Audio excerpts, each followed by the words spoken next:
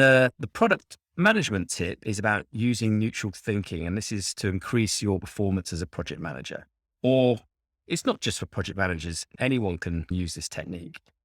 So there's been so many times when I look back and I'd wish I'd used neutral thinking as a project manager. And the most obvious one is getting that crappy, angry email from a not particularly nice client or teammate or manager, whoever it might be. And I felt really angry about it and defensive straight away. And I've replied. I've replied with emotion. I've done this without thinking. Why have they sent this email in the first place? What could that individual be thinking right now to cause them to respond in this way? And then what is the best solution in this moment to solve this issue? In those previous times, I've responded with emotion. I've gone on the defensive. How dare they say this about me? This is either not true or they're overreacting, whatever it might be.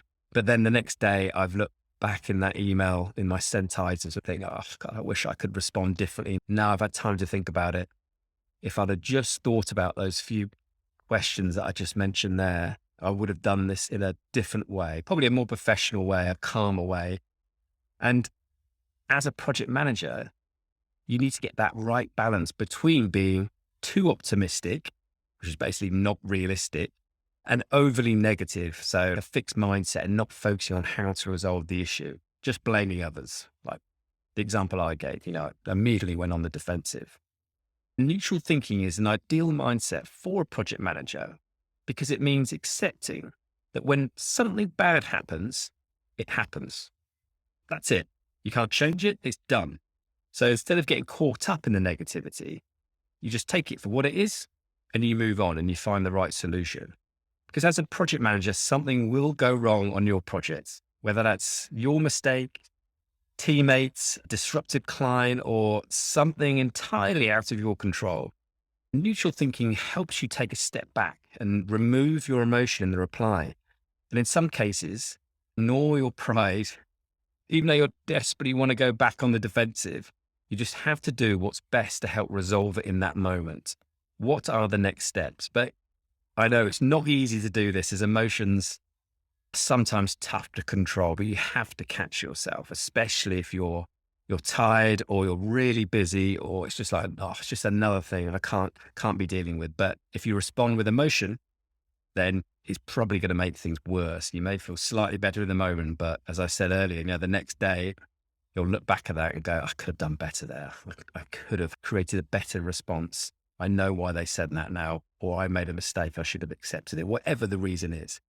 So I have a list, a short checklist of questions to help gather my thoughts on providing a neutral response in those moments. And these are, do I need to respond immediately? Or can it wait, for when I have some time to review and think about this in more detail in a non-emotional manner? And in those situations, when I don't need to respond immediately, I may send a quick holding email, but that's it. Or I won't send anything and I'll just bide my time and make sure I've got the response that I want to send and I'm happy to send. And then I also try to think about, I picture that individual who sent that sitting at their desk or wherever they are. What emotional state are they in when they sent that?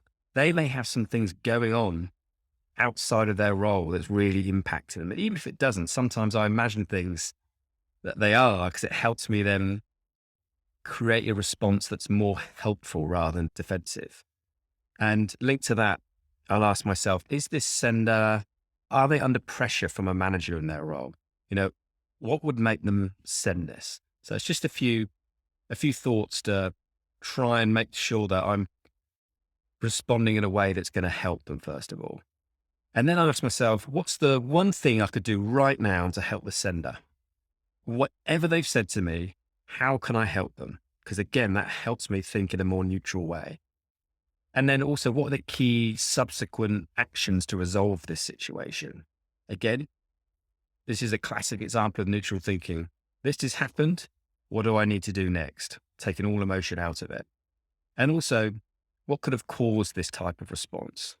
So you think about the situation they're in, but it could have been actually something that's built up to that moment. Looking back, we did say we would do this or send that, whatever the reason is.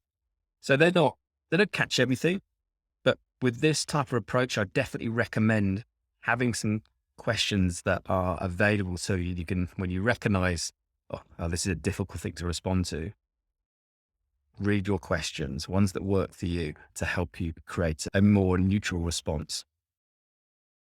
So create your list, keep it accessible. In stickies, if you've got a Mac, for example, or just something saved on your desktop, it'll be named something else. So it's not quite so obvious if you want to keep it that way. But catch yourself. If you're feeling those emotions rising, then that is a perfect opportunity to use neutral thinking. All right. I hope that's helpful. 2 tips: productivity, project management, both very much linked to performance as well.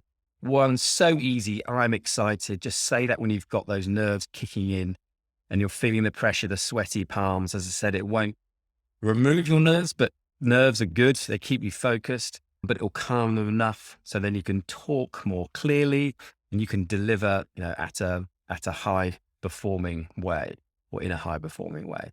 And then that second one, use neutral thinking, especially if you're in a job at the moment that's particularly stressful. It doesn't help to respond in a stressful way. Stop, think about how they're sending this, or at the very least, think about what the key things that need to happen next. Take that emotion away from it because it's not going to help in your response.